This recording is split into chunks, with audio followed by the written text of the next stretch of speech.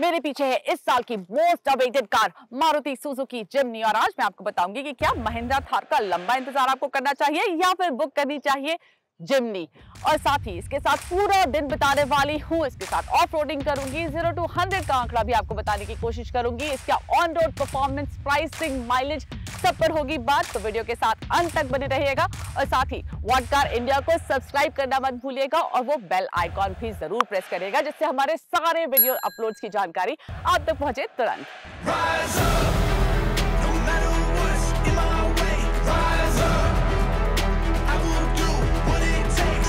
Okay, come on, come on, come on, come on, come on. धूप बहुत तेज है, मैंने कैप निकाल ली है, मेरा लुक थोड़ा सा बदला है, लेकिन जिम्नी एक आइकॉनिक गाड़ी है। 1981 में ये इंडिया में पहली बार जिप्सी के फॉर्म में आई थी और उसके बाद से इंटरनेशनल मार्केट में ये फिर भी एग्जिस्ट करती रही है और कई जनरेशन्स देख चुकी है।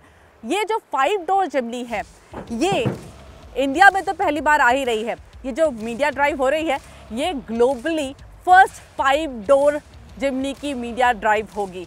पर इसमें बहुत सारे ऐसे एलिमेंट्स हैं, इसके लुक्स में ऐसे एलिमेंट्स हैं जो कि कई जनरेशन से कंटिन्यू कर रहे हैं।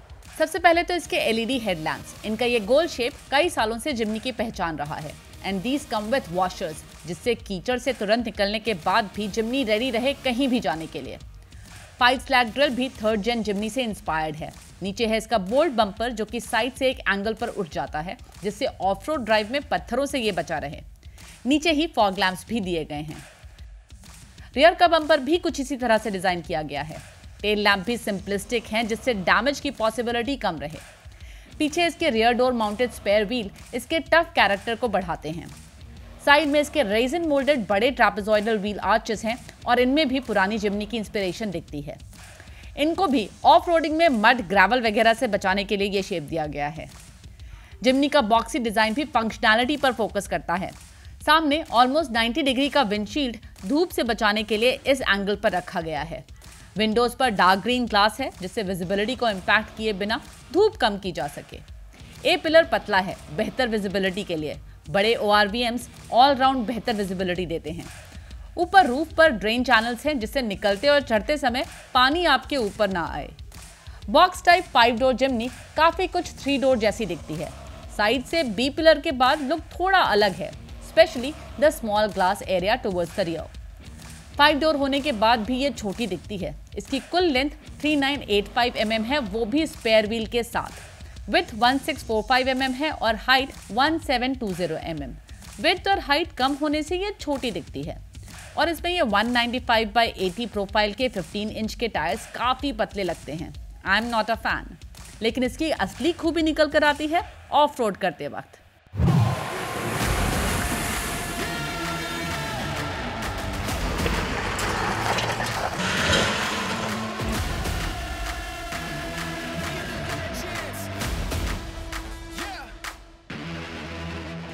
लैडर फ्रेम चैसी पर बनी जिम्नी में सुजुकी का ऑल ग्रिप प्रो लो रेंज ट्रांसफर गियर है। 2 हाई से 4 हाई तो गाड़ी चलाते वक्त ही इंगेज किया जा सकता है। ज़्यादा टफ टेरेन्स हैंडल करने के लिए 4 लो इंगेज करना है तो गाड़ी को न्यूट्रल में डालकर फिर फ्लोर माउंटेड लीवर को नीचे पुश कर 4L इंगेज हो जाएगा। वैसे इस ट्रैक की खासियत ये थी कि ये एक्चुअली ट्रैक था ही नहीं। रिवर बेड के डिफिकल्ट एरियाज को चुनकर बस उन पर ही जिम्नी के साथ ऑफ रोडिंग की, यानी completely natural of road track. वैसे एक बात और बताऊं, जिम्नी में स्टॉक हाईवे टायर्स हैं और इन्हीं हाईवे टायर्स के साथ मैंने ऑफ रोडिंग की।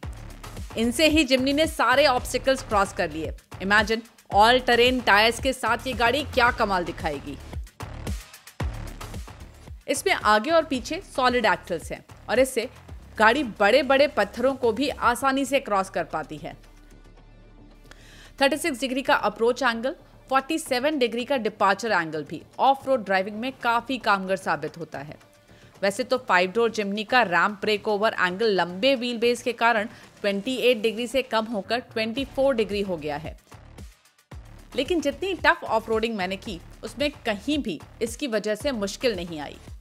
इसका ग्राउंड क्लियरेंस 210 mm का है और वाटर वेडिंग कैपेसिटी भी काफी इंप्रेसिव रही।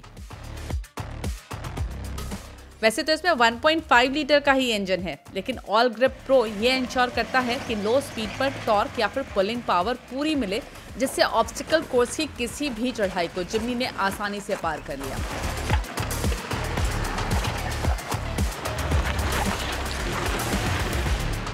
वैसे मेरे लिए सबसे एक्साइटिंग रहा ऑलमोस्ट स्ट्रेट ड्रॉप, जिसमें डर तो लगा, लेकिन डर के आगे ही तो जीत है। हिल डिसेंट कंट्रोल भी बेहतरीन तरीके से काम करता है और ढलान पर गाड़ी का कंट्रोल अच्छा रहता है। In true sense Maruti Suzuki Jimny को ऑफ रोड किंग कहा जा सकता है।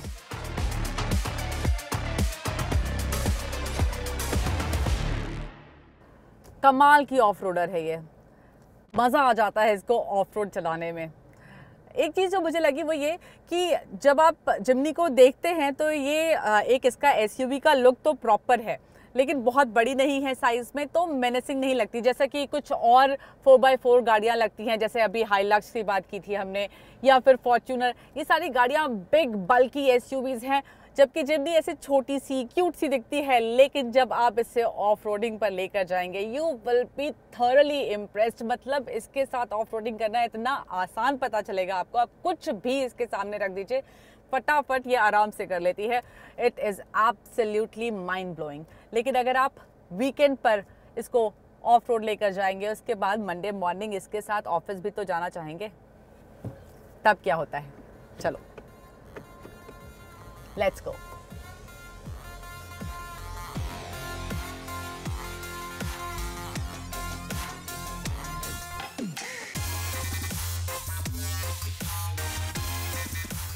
जिम्नी में आपको वही 1.5 लीटर पेट्रोल इंजन मिलता है जो कि हमने मारुति की कई गाड़ियों में देखा है। मैंने मैनुअल भी चलाई है और उसके बारे में भी आपको बताती हूँ, लेकिन पहले ऑटोमेटिक की बात कर लेते हैं। ये 1.5 लीटर 4 सिलेंडर इंजन 105 HP की पावर देता है और 135 Nm का टॉर्क या फिर पुलिंग पावर। अब ये जो इसका पावर का आंकड़ा है ये बहुत ज़्यादा नहीं है, स्पेशली एक एसयूवी से आप एक्सपेक्ट करते हैं कि बेहतर उसमें पावर आउटपुट हो। अगर आप इसकी डायरेक्ट कंपटीशन की बात करें, डायरेक्ट कंपटीशन तो नहीं है एक मायने में, लेकिन फिर भी कंपटीशन तो है ही, और वो है महिंद्रा थार, तो उसका पावर आउटपुट कहीं ज़्यादा है। लेकिन जिम्नी की खास बात यह है कि इसका जो वेट है वो 1210 kg है, तो इसका जो पावर टू वेट रेशियो है वो बहुत बढ़िया हो जाता है। इसका मतलब ये है कि जब आप इसे शहर में लो स्पीड्स पर ड्राइव करेंगे तो आपको कोई दिक्कत नहीं होगी। ये ट्रांसमिशन बॉक्स वैसे तो 4 स्पीड ऑटोमेटिक है, लेकिन फिर भी शहर की ड्राइव के लिए ये कन्वीनियंट है, कंफर्टेबल है, ज़्यादा परेशान नहीं करता है। पर इससे बेहतरीन परफॉर्मेंस मत एक्सपेक्ट करिएगा, क्योंकि वो ये डिलीवर नहीं करती है। दोनों ही इंजन भी इसका जो है वो इतना ज़्यादा पावरफुल नहीं है, और साथ ही गियर बॉक्स भी 4 स्पीड ऑटोमेटिक है, तो उसकी अपनी खामियां तो हैं ही, लेकिन उसकी खूबी ये है कि काफ़ी स्मूथ ट्रांजिशंस हैं। और वो हमें ऑफ रोडिंग करते वक्त भी पता चला। हमने इसके साथ चढ़ाई की है, वो भी ग्रेवल वाले सरफेस पे चढ़ाई की है, और तब भी बहुत आसानी से इसने उन चढ़ाई को पार किया है। लेकिन दिक्कत तब होती है जब आप इसे हाईवे पर लेकर जाना चाहते हैं या फिर आप इसके साथ क्विक ओवरटेक करना चाहते हैं। लो एंड पर तो परफॉर्मेंस अच्छी निकल कर आ जाती है, लेकिन जब आप इसे थोड़ा पुश करना चाहते हैं तब आपको यहाँ पर दिक्कत महसूस होगी, क्योंकि हमने इसके साथ 0 to 100 टेस्ट किया और इसको खासा टाइम लगता है वहाँ पहुँचने में। 1 2 3 गो।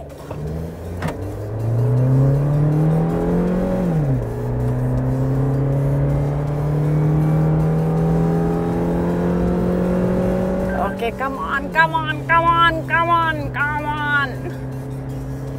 Oh, and it has reached 100. मैंने इसे 0 to 100 kph तक खींचा, लेकिन 100 kph तक पहुंचने में से काफ़ी वक्त लगा, 15 सेकंड से भी ज़्यादा। इससे कम के आंकड़े की उम्मीद थी भी नहीं मुझे। आप इसके साथ तेज परफॉर्मेंस, क्विक रिस्पांस मत एक्सपेक्ट करके चलिए। अगर आप हाईवे पर हैं, आपको ओवरटेक करना है, तो आपको प्लानिंग करनी पड़ेगी। लेकिन जब सिटी में ड्राइव करें आप, तो जिम्नी की परफॉर्मेंस उतनी वीक नहीं लगती, और कुछ एक बातें हैं जिससे सिटी ड्राइव कंफर्टेबल हो जाती है। पहली चीज़ तो ये कि ये गाड़ी बहुत बड़ी नहीं है, जिससे शहर में इसके साथ ड्राइव करना काफ़ी आसान हो जाता है। 5.7 मीटर्स का टर्निंग रेडियस इस साइज की गाड़ी के लिए ज़्यादा है। Coupled with heavy steering, U turn, reversing थोड़ी टफ होगी। लेकिन जिम्नी में आपको रियर कैमरा मिलता है जिससे रिवर्स करना थोड़ा आसान हो जाता है। विजिबिलिटी जो बाहर की मिलती है वो बहुत बढ़िया मिलती है। ये सीट्स बेहद कंफर्टेबल हैं, तो अगर आपको लंबे स्ट्रेच पर भी इस पे बैठना होता है तो आपको डिस्कम्फर्ट नहीं होगा। स्टीयरिंग थोड़ा सा हैवी फील होता है और थोड़ा सा एफर्ट, अगर आप टर्न करना चाहते हैं तो थोड़ा सा एफर्ट आपको और ज़्यादा लगाना पड़ता है। तो अगर आपकी लंबी ड्राइव है शहर में या फिर आप ज़्यादा देर तक ट्रैफिक फेस करते हैं तो शायद आप थोड़ा सा थक जाएंगे शाम तक। लेकिन जो मारुति की स्टीयरिंग से शिकायत रहती थी कि वो रोल होकर वापस नहीं आती, वो इसमें नहीं है। ये स्टीयरिंग रोल होकर वापस सेंटर पोजीशन में आसानी से आ जाता है। मुझे एक्चुअली इसकी जो राइड क्वालिटी है वो काफ़ी अच्छी लगी है। हमने देखा है इसके जो टायर्स हैं वो काफ़ी पतले हैं, लेकिन उसके बाद भी राइड क्वालिटी काफ़ी अच्छी पता चल रही है। ख़राब रास्ते भी ये बहुत बढ़िया हैंडल करती है। और नॉइज़ की बात करूँ तो सिटी स्पीड्स पर तो नॉइज़ पता नहीं चलती, लेकिन जैसा मैंने बताया जब आप इसे ओवरटेक वगैरह करना चाहते हैं तो इंजन स्ट्रेच पता चलता है। वो हायर स्पीड्स पर, हायर रेट्स पर काफ़ी ज़्यादा वाइनी पता चलता है। वो नॉइज़ आपको गाड़ी के अंदर पता चलेगी। जो इस गाड़ी का शेप है उसके साथ स्टेबिलिटी गाड़ी के अंदर काफ़ी बढ़िया पता चल रही है। अगर आप हाई स्पीड्स पर भी टर्न वगैरह लेते हैं तो ऑफ कोर्स बॉडी रोल थोड़ा सा पता चलता है, लेकिन गाड़ी अनस्टेबल फील नहीं होती। अब मारुति का कहना है कि उन्होंने इसके इंटीरियर्स में प्रैक्टिकलिटी, फंक्शनैलिटी पर ज़्यादा फोकस किया है।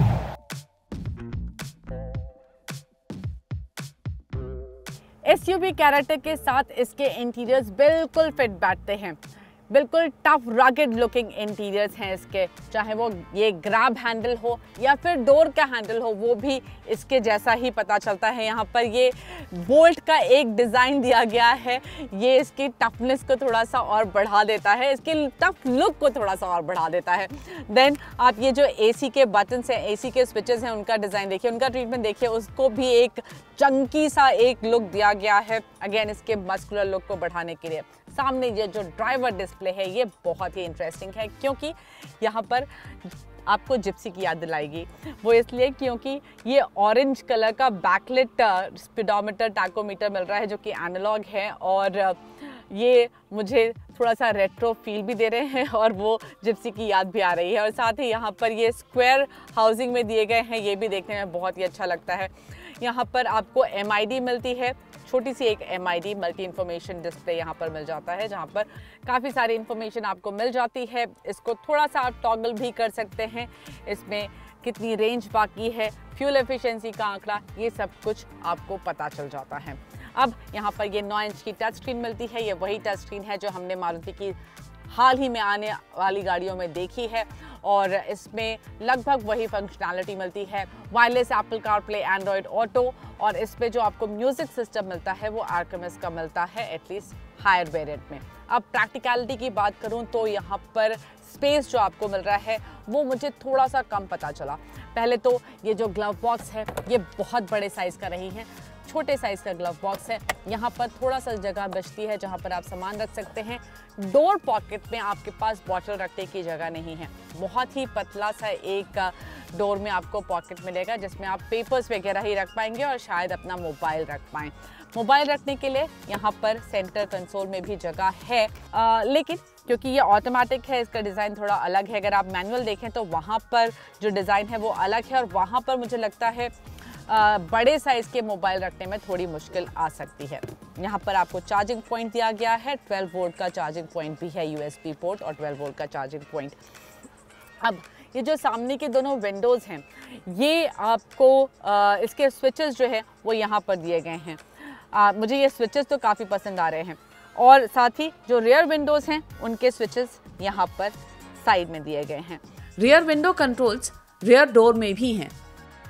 लॉक करने के लिए यहाँ पर कोई बटन नहीं है। गाड़ी को अगर आप लॉक करना चाहते हैं, अनलॉक करना चाहते हैं, उसका सिर्फ एक ही तरीका है, और वो है ड्राइवर साइड जो डोर हैंडल में लॉक लगा हुआ है, उससे ही ये गाड़ी लॉक और अनलॉक होती है।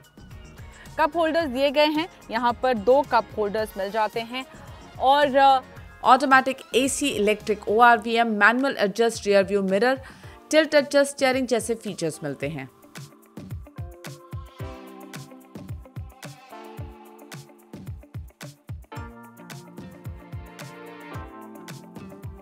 क्वालिटी मुझे ठीक ठाक लग रही है। वो मैं ऐसा क्यों कह रही हूँ, वो इसलिए क्योंकि अगर आप इसी तरह की एक और गाड़ी, अगेन महिंद्रा थार का नाम लेना पड़ेगा, उससे कंपेयर करें तो उसी तरह की क्वालिटी यहाँ पर आपको पता चलेगी। कंफर्ट की बात करते हैं तो मैंने बताया ये सीट्स बहुत कंफर्टेबल है, यहाँ पर हेडरूम बहुत ही बढ़िया मिल रहा है। ये जो ग्लास एरिया है ये काफ़ी बड़ा है, बहुत ही अच्छी विजिबिलिटी मिलती है। अब बड़ी बात ये है कि ये 5 डोर चिमनी है। 5 डोर चिमनी का मतलब सेकेंड रो पर बेहतर स्पेस। तो जिमनी का जो रूफ है वो मेरे नोज तक आता है, तो यानी कि मुझे जब जिमनी के अंदर घुसना है तो अच्छा खासा झुकना पड़ता है। बहुत सारी गाड़ियों में मुझे झुकना पड़ता है, लेकिन इस गाड़ी में थोड़ा ज़्यादा ही झुकना पड़ता है। और यहाँ पर जो अंदर आने की जगह है ये भी बहुत ज़्यादा नहीं है, तो थोड़ी सी जगह बचती है जहाँ पर मुझे अपने आप को स्क्वीज़ करके आना है। लेकिन आप एक बार अंदर आ गए तो स्पेस आपको अच्छा मिल जाता है। यहाँ पर अगर आप देखिए तो नी रूम काफ़ी बढ़िया मिल रहा है। ये सीट उसी जगह पर है जहाँ पर मैं ड्राइव कर रही थी, और इसके बाद मुझे नी रूम ठीक ठाक मिल रहा है। फुट स्पेस बढ़िया है, लेकिन थाई सपोर्ट कम है। ये जो बेंच है ये बहुत चौड़ी नहीं है, और आप देख सकते हैं ये जो बेंच है ये मेरे 3/4 थाई को ही कवर कर रही है। 1/4 थाई जो है वो बाहर ही निकला हुआ है, तो मेरे लिए ये लॉन्ग जर्नी पर कंफर्टेबल नहीं होने वाली है। लेकिन बैकरेस्ट अपराइट है और वो मुझे ठीक पता चल रहा है, मुझे उसकी जो कुशनिंग वगैरह है वो अच्छी पता चल रही है। हेडरूम मेरे पास अच्छा खासा है, ग्लास एरिया बड़ा है, तो विजुअली आपको जो स्पेस का एहसास है वो बेहतर होगा। ये जो बेंच है ये बहुत वाइड नहीं है, और मारुति ने इसे 2 सीटर ही बनाया है। यहाँ पर सिर्फ 2 आपको सीट बेल्ट मिलेंगी। तीसरा इंसान अगर बैठना चाहेगा तो उसको काफ़ी तकलीफ होने वाली है, क्योंकि यहाँ पर ये सीट बेल्ट्स के लॉक्स लगे हुए हैं, तो तकलीफ होगी उनको। और साथ ही यहाँ पर आप देख सकते हैं ये जो ट्रांसमिशन टनल है वो भी ऊपर की तरफ है।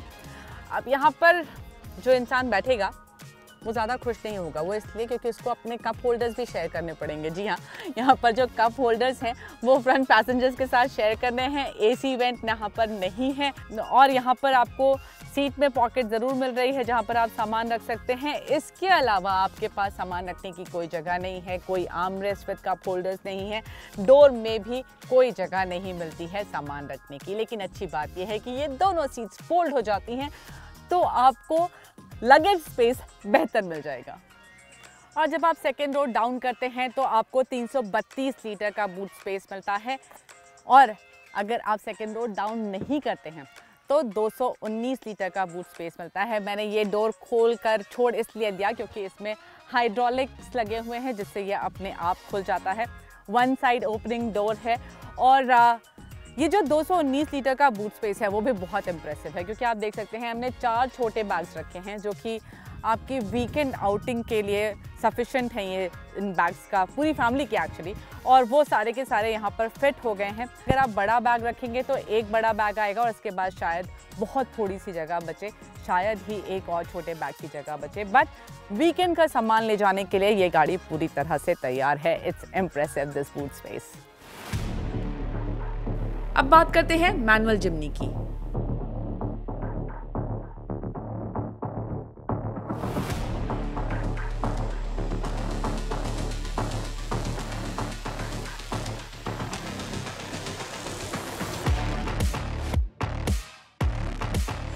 तो फाइनली अब मैं मैनुअल जिमनी चला रही हूँ, और इसके साथ मैंने ऑफ रोडिंग भी की, काफ़ी देर से सुबह भी चलाया है। अब सबसे पहली चीज़ तो ये कि इसमें जो गियर स्लॉटिंग है ये काफ़ी बड़ा टास्क है।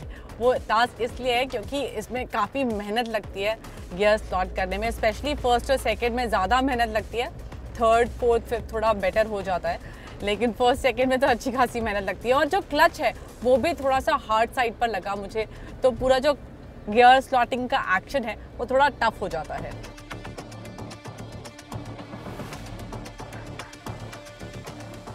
और मुझे ऐसा लगता है कि जो स्टीयरिंग है वो मैनुअल में ज़्यादा हार्ड पता चल रहा है, ऑटोमेटिक में भी हार्ड है, लेकिन मैनुअल में थोड़ा ज़्यादा हार्ड मुझे पता चल रहा है। लेकिन अच्छी बात ये है इस स्टीयरिंग की कि इसमें आपको किकबैक नहीं मिलता, यानी कि अगर रोड पर कोई ख़राब रास्ता आता है या कुछ गड्ढे आते हैं तो वो आपको स्टीयरिंग में महसूस नहीं होते।